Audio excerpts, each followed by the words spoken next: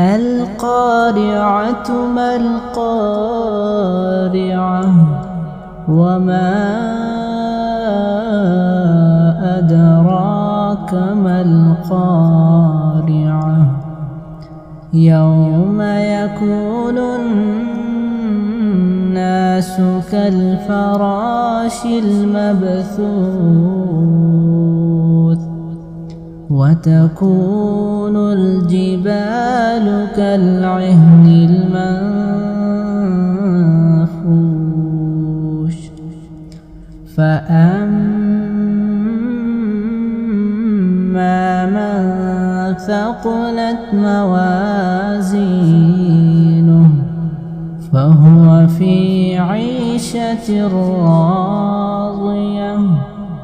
وأما من خفت موازينه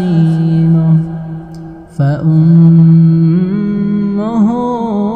هاوية وما أدراك ما هي نار